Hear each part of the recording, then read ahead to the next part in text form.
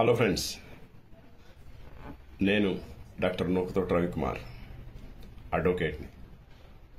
ప్రస్తుతం కొన్నాళ్ళు టీచింగ్లో ఉండి దాదాపు 25 years PG education, degree education స్టూడెంట్స్కి పాఠాలు చెప్పి ఆ క్రమంలోనే దాదాపు 98, 97 నుంచి 94 నుంచి క్రియాశీల జర్నలిస్ట్గా కూడా పనిచేసి అటు డెస్క్ జర్నలిస్ట్గా ఇటు క్షేత్రస్థాయి జర్నలిస్ట్గా ఎక్కువ ఎడ్యుకేషన్ జర్నలిస్ట్గా చేసిన ఒక అనుభవంతో, జర్నలిస్ట్ సంఘాలని దగ్గరగా పరిశీలించినటువంటి అనుభవంతో నేను కొన్ని విషయాలు మీతో షేర్ చేసుకోవాలని చెప్పి ఈ వీడియో చేస్తున్నాను. నిజానికి అంటే నా వ్యక్తిగత పరిశీలనలో మెజారిటీగా నిజాలని దాచడానికి ఎక్కువగా ప్రయత్నం చేసే రంగంలో ఏది ఉంటుందయ్యా అంటే మీడియా ఉంటుంది. తరువాత మీడియా పర్సన్స్ని ఎక్కువగా ఎక్స్ప్లాయిటేషన్ చేయడానికి ఎవరుంటారయ్యా అంటే మీడియా సంఘ పెద్దలు ఉంటారు. అంటే ఇదంతా నేను ఎందుకు షేర్ చేసుకోవాలనుకుంటున్నానంటే, కొమ్మినేని శ్రీనివాసరావు అనే ఒక సీనియర్ జర్నలిస్ట్ అరెస్ట్ నేపథ్యంలో ఈ విషయాలన్నీ షేర్ చేసుకోవాలని చెప్పి అనుకుంటున్నాను. మనం గనక గమనిస్తే, అంటే మనమే కాదు, మీరెవరైనా కూడా గమనిస్తే, సత్యం కొంచెం కొంచెంగా రోజు రోజుకి చచ్చిపోవడం, నిజం కొంచెం కొంచెంగా రోజు రోజుకి చచ్చిపోవడం, దాచివేయబడడం, ఇది శతాబ్దాలుగా వస్తూ ఉంటుంది. అయితే సత్యం కానీ నిజం కానీ దానికది స్వయం ప్రకాశక శక్తి కలిగింది కాబట్టి అది ఎట్లయినా సరే వాల్యూట్ అవుతూ ఉంటుంది, ప్రచారం అవుతూ ఉంటుంది, ప్రసారం అవుతూ ఉంటుంది, విస్తృతం అవుతానే ఉంటుంది. అది వేరే విషయం. కానీ ఈ విషయాల్లోకి వచ్చేటప్పటికి నేను 94 ఆ ప్రాంతం నుంచి జర్నలిజంలో దగ్గర సంబంధం ఉన్నది కనుక చెప్తున్నాను. ఇక మళ్ళీ కాంటెక్స్ట్లోకి వస్తాయి. అమరావతి ప్రాంత మహిళల్ని కించపరుస్తూ కృష్ణరాజు పలికిన మాటల ఆ నేపథ్యంలో ఆ ఇంటర్వ్యూ చేసినటువంటి కొమ్మినేని శ్రీనివాసరావు మీద ఆ కేసు పెట్టి అరెస్ట్ చేసి లోపలేసి నాన్ అవైలబుల్గా పెడితే సుప్రీంకోర్టు దాన్ని కొట్టివేసి ఆయన్ని విడుదల చేయడం జరిగింది. అయితే కాంటెక్స్ట్ ఇదే. అది కూడా కొమ్మినేని గారి మీద SC/ST అట్రాసిటీ కేసు ఫైల్ చేయడం. ఆ కేసు నిలవదని అప్పట్లోనే మీడియా విశ్లేషకులు చాలామంది చెప్పడం, తరువాత ఇప్పుడు సుప్రీంకోర్టు గురించి కూడా మీ అందరికీ సుప్రీంకోర్టు ఈ కేసులో ఏం వ్యాఖ్యానం చేసిందో కూడా మీ అందరికీ తెలిసిందే. మిత్రులారా, క్షేత్రస్థాయిలో జర్నలిస్టులు నిజాన్ని వెలికి తీయడానికి పడే కష్టాలు ఎక్కడ రికార్డు కాబడం, నిజాన్ని వెలికి తీసే జర్నలిస్టుని జర్నలిజంలోంచి ఎట్లా బయటికి గెంటేయాలా అని చూసేటువంటి వాళ్ళల్లో మీడియా పెద్దలు చాలామంది ఉంటారు. దానికి సంఘాలు కూడా కాపుగాస్తాయి. ఇదంతా అటు పక్కన పెడితే, కొమ్మినేని శ్రీనివాసరావు ఇష్యూలో మొత్తం మీడియా ఒకవైపు ఉంది, సాక్షి మీడియా ఒకవైపు ఉంది. సాక్షి మీడియా కాదు, అసలు సాక్షి మీడియాలో పనిచేసేటువంటి జర్నలిస్టులకి దే హ్యావ్ నో వాయిస్. ఇది సాక్షి చేసుకున్న పని. అది సాక్షిలో జర్నలిస్టులు చాలామంది రాష్ట్ర వ్యాప్తంగా ఉన్నప్పటికీ కూడా దే హ్యావ్ నో ఐడెంటిటీ. ఇక ఎక్సెప్ట్ సాక్షి, మిగిలిన మీడియా అంతా కూడా గంపగొత్తగా ఒకటే అభిప్రాయాన్ని అటు ఇటుగా ఎక్స్ప్రెస్ చేయడానికి కంకణం కట్టుకొని చేస్తుంటాయి. అది వేరే కథ.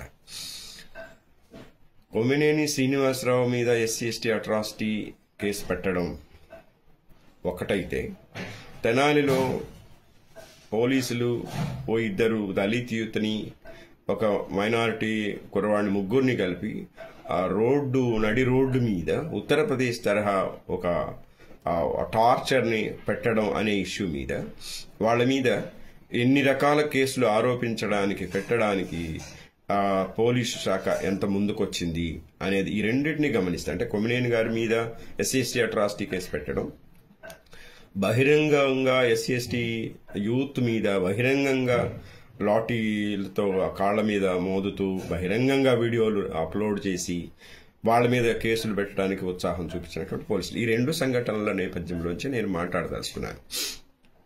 మెయిన్ స్ట్రీమ్ మీడియా ఏది కూడా తెనాలి ఇష్యూని ఫోకస్ చేయాల. బహుశా 1-6 పత్రికలు ఎడిటోరియల్ రాశాయి. అవి కూడా ప్రామినెంట్గా అనిపించని పత్రికలు. దీన్ని బట్టి చూస్తే తెలుగు మీడియా ఎవరి కొమ్ము కాస్తుంది, ఏ తరహా ఐడియాలజీని ప్రొవోక్ చేస్తుంది. అట్లాగే పోలీసులు కూడా చట్టాలని అప్లై చేయడంలో ఎటువంటి వివక్షత పాటిస్తున్నారు. పెట్టవలసిన చోట అట్రాసిటీ కేసు పెట్టలేదు, పెట్టకూడని చోట అట్రాసిటీ కేసు పెట్టారు. ఇదొక పద్ధతి ప్రకారంగా జరుగుతుంది. అంటే చట్టాలని నిర్వీర్యం చేయడం. చాలా మంది అడ్వకేట్స్ కానీ బయట పౌరులు కానీ చాలా బాధ్యతారాహిత్యంగా చట్టాలు దుర్వినియోగం అవుతాయి. ఎస్సీ అట్రాసిటీ చట్టం దుర్వినియోగం అవుతుంది, డొమెస్టిక్ వైలెన్స్ యాక్ట్ అది చట్టం దుర్వినియోగం అవుతుంది. సద్వినియోగం అయిన ఉదాహరణలు చెబుతూ దుర్వినియోగం అయ్యే ఉదాహరణలు చెబితే దానికి ఒక న్యాయం ఉంటుంది. సాక్షాత్తు ప్రధానమైనటువంటి ఒక 2 మేజర్ సంఘటనల విషయంలోనే పోలీసులు అలా వ్యవహరిస్తే ఇక చట్టాలు దుర్వినియోగం అవుతున్నాయని అని చెప్పడంలో ఎంతవరకు న్యాయం? ఇక మళ్ళీ అసలు విషయంలోకి వస్తాను. ఎంతమంది సుప్రీంకోర్టు దాకా మెట్ల దాకా జర్నలిస్టులు వెళ్ళగలరు? అట్లాగే ఎంతమంది జర్నలిస్టుల మీద ఆరోపించబడినటువంటి కేసుల మీద జర్నలిస్టు సంఘాలు వాళ్ళ పక్షాన నిలబడ్డాయి? అట్లాగే ఎన్ని జర్నలిస్ట్ సంఘాల విషయంలోకి వస్తే మీకు ప్రధానంగా కొన్ని అంటే ఒక 2-3 జర్నలిస్ట్ సంఘాలు, మామూలుగా చాలా మంది సీనియర్ జర్నలిస్టులకి ఈ విషయాలన్నీ తెలుసు, కానీ ఎందుకో వ్యూహాత్మకంగా మౌనం వహిస్తూ ఉంటారు, అది వేరే కథ. లెఫ్ట్ పార్టీల అనుకూలంగా 2 ప్రధాన జర్నలిస్ట్ సంఘాలుంటే, ఆర్ఎస్ఎస్ లేదా బీజేపీకి అనుకూలంగా జాప్ అనేటువంటి ఒక జర్నలిస్ట్ సంఘం ఉంటే, అంటే తెలంగాణలో ఇప్పుడున్న కండిషన్స్ లో జర్నలిస్ట్ సంఘాల గురించి నాకు తెలియదు, కానీ ఆంధ్రకి సంబంధించి చెప్తున్నా. ఏపీయూడబ్ల్యూజే కానీ ఇంకొక జర్నలిస్ట్ ఫెడరేషన్ కానీ, ఇవి 2 లెఫ్ట్ పార్టీలకు అనుకూలంగా ఉంటాయంటే వాటిని అడ్డం పెట్టుకుంటాయి. వాటికి ఉండేంత ప్రగతిశీలత ఆ జర్నలిస్టుల్లో ఉంటుందని నేను అనుకోను. అంటే లెఫ్ట్ పార్టీలు డౌన్ ట్రాడెన్ ఇష్యూస్ పట్ల కార్మికులు, మహిళలు లేదా మిగిలిన మార్జినలైజ్డ్ సెక్షన్స్ సమస్యల పట్ల ఎంత కన్సర్న్డ్ గా ఉంటాయో వాటి అనుబంధ జర్నలిస్ట్ సంఘాలు అంత కన్సర్న్డ్ గా ఉంటాయని చెప్పి నేను అనుకోను. ఎందుకంటే ఆ సంఘాల్లో ఉండేటువంటి మెజారిటీ నాయకులందరూ కూడా ఫ్యూడల్ పార్టీల నాయకుల వెంట తిరుగుతూ ఉంటారు. అదంతా వేరే సెటప్. ఇక్కడ మనం గమనించాల్సిన విషయం ఏంటంటే, పెట్టకూడని చోట ఎస్సీ అట్రాసిటీ యాక్ట్ పెట్టడం, పెట్టాల్సిన చోట ఎస్సీ అట్రాసిటీ పెట్టకపోగా వాళ్ళ మీద రకరకాల కేసుల్ని ఆరోపించి వీళ్ళు రౌడీ షీటర్స్, అట్లాగే వీళ్ళు గంజాయి సేవనం చేసేవాళ్ళు, ఇట్లా వాళ్ళ మీద పెట్టడం. దీన్ని బట్టి మనం గమనించాల్సింది ఏంటంటే, ఇదొక స్టెప్.